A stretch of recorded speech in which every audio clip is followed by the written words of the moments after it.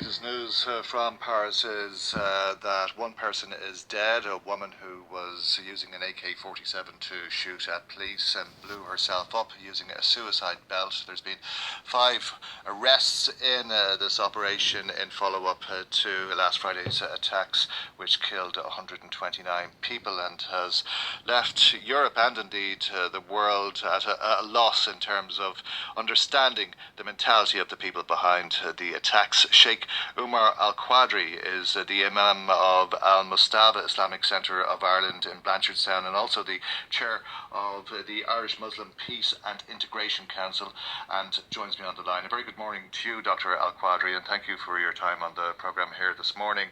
Islamic State, in their statement, described this as a blessed attack for which Allah facilitated the causes for success. A faithful group of soldiers of the Caliphate, or Islamic State, they said, launched the attack at the capital of prostitution and obscenity, the carrier of the banner of the cross in Europe, Paris.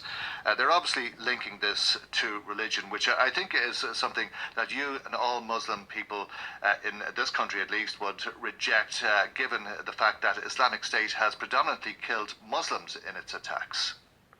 Absolutely. The so-called Islamic State, which indeed, in fact, is the barbaric state, it has most of its victims have been Muslims in Kenya, in Iraq, in Syria, in Lebanon, Beirut. Just one night before the attack in Paris, there was an attack in Beirut where thousands of people also lost their lives. So we as Muslims know very well about the danger and the threat of these radicals. And we, the mainstream Muslims, the majority of the Muslims, which is more than 99%, we do not understand our faith. There is no text of our faith that teaches to kill innocent people. In fact, we find categorical condemnation of killing a single person, where God in the Quran, for example, says that whoever kills one person, it is like he has killed all humanity. So we find that the sacred text and the understanding of the text of the Quran and the sayings of the Prophet Muhammad, by the vast majority of the Muslims, we do not understand it the way these extremist radicals understand. So obviously they do use religion as a justification, but I think religion is not the reason. There are other factors that are very important that contribute to someone becoming a radical or becoming a terrorist. And these are also social, economical, political. And religion often is used as an excuse. And there are other factors that facilitate radicalization. And I think if we want to, at this moment, successfully defeat terrorism, religious motivated violence, we need to address all these different factors. From an Islamic perspective, myself and as an Islamic theologian and other Muslim leaders around the world, we have been condemning the atrocities committed by these terrorists for the past many, many years. We have launched many different initiatives. I myself have launched a website, jihad.ie. I have launched a guideline to prevent radicalization among Muslims in Ireland, and so have many other scholars throughout the world. So from a theological angle, we are doing our best, but at the same time, we need to address the social, political, economical factors also. What is it? Why is it that these terrorists are able to recruit more and more people? Why? What is so attractive in their ideology? Well, it's not the ideology. There are other factors, as I mentioned. Now, when we look at how we have responded, the West has responded to the violence. The violence has been there for many, many years. But it's only now that we realize that it's a threat to not just the Middle East, it's not just a threat to the Muslims, it's a threat to the world. Now, since Paris has been attacked, we understand that it is now a threat to the world. So we need to address it. But I think the approach needed is not a violent per se by airstrikes. The approach needed is also to address those root causes of radicalization, which again are political grievances, social economic issues, injustices in the societies, and we need to address these if we want to really be honest and sincere about eliminating terrorism. We've known for many years, as you know, Dr. Al-Qadri, on this island, how religion can be used for sectarian purposes. And I think the point that you're making is that religion is being used here to differentiate between those who believe in the Islamic State or the Caliphate and the Western world. But does it offend you that Islamic State, that ISIS, quotes from the Quran, Surah 59, verse 2, in the first paragraph of the statement that it issued, claiming responsibility for the attacks in Paris? Well, first of all, ISIS, these people, they are not Muslim scholars. They are just teenagers, most of them, who haven't studied their religion and who don't know the religion. Even text of the Quran, their approach is a very literal approach. It is an approach that when they look at the verses of the Quran, they do not understand these verses in light of the context, and also at the same time they do not look at other texts of the Quran that may help one to understand the text and understand the verse in detail. They don't do that.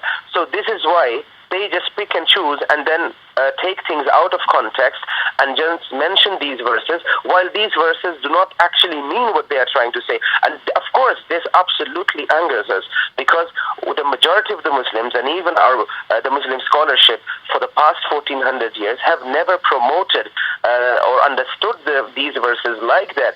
So this is a problem of people interpreting the religious text, and it is something that is causing a lot of problem. And therefore, we, as I said, we are addressing this from a theological perspective. We in the mosque, we have every weekend about 100 students coming in our mosque. What we do is, a part of teaching the students how to read the Quran, we also in fact teach them at this moment, because it's the necessity to teach them how to understand the Quran and how certain people misunderstand the Quran, misinterpret the Quran. So you have these extremists who approach the Quran very literally and out of context. And of course their understanding will be then not the understanding that according to us God wants us to understand and wants us to have of the Quran and the Hadith. What type of interaction has there been with the Islamic community over the course of this week? I think there is probably a couple of feelings that we'd be aware of, generally speaking. One is to support Muslims here and to recognise that they have nothing to do with the mindset that is behind these attacks, or Islamic State, or the belief in such a world order, if I can put it that way. And the other then is a fear. There's a sense of anxiety and a fear of all things foreign, whether that's foreign religion, foreign people, refugees, or people who appear to be foreign. What are you hearing from people you know? Absolutely. Well, I think the aim of the attack in Paris, and this is what ISIS is aiming for. They're aiming for a clash of civilization. They're aiming for that people are incited with hatred. They have fear in their hearts for Muslims, and they express this through assaulting or through racially profiling Muslims. And on the other hand, they want Muslims to believe that the West isn't welcoming you. You are being assaulted there. There is an increase of Islamophobia. So therefore, you should join us. So this is exactly what ISIS wants to achieve. However, we in this country, in Ireland, are very, I think, lucky to have President Michael Higgins as a leader, because President Michael Higgins has given on Monday a statement in the French embassy when we were there. I was there myself with the French ambassador, President Michael Higgins, and other people. We were there to observe the minute silence, and President Higgins said very clearly that we should not allow these people to divide our community. We should not let them to divide us. We will stand united against these people, and that is exactly what our message is, that we stand united. And I think Irish people, their response has been, compared to other European countries, very positive. And I think that is mainly because Irish people can relate to our situation, because the Irish people were victim of the same thing. They went through the same thing many years ago, but certain individuals, groups, were killing in the name of Ireland, in the name of the Irish people, many of them that did not agree with it, the vast majority, they were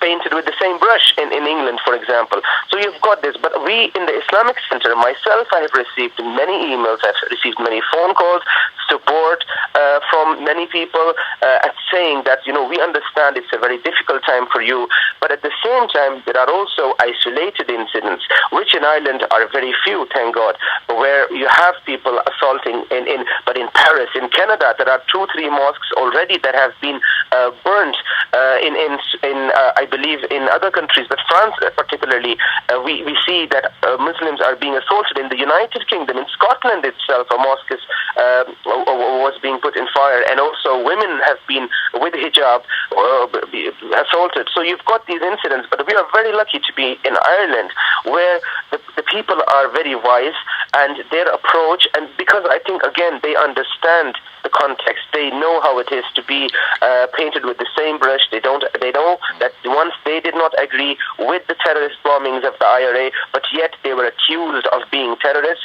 They know how it is to be a Muslim and how Muslims feel. So I think that is why the response from the politicians in Ireland, from the people of Ireland, has been very positive towards the Muslims. I think a lot of people will identify with that for sure. It's been a pleasure to talk to you, though, Dr.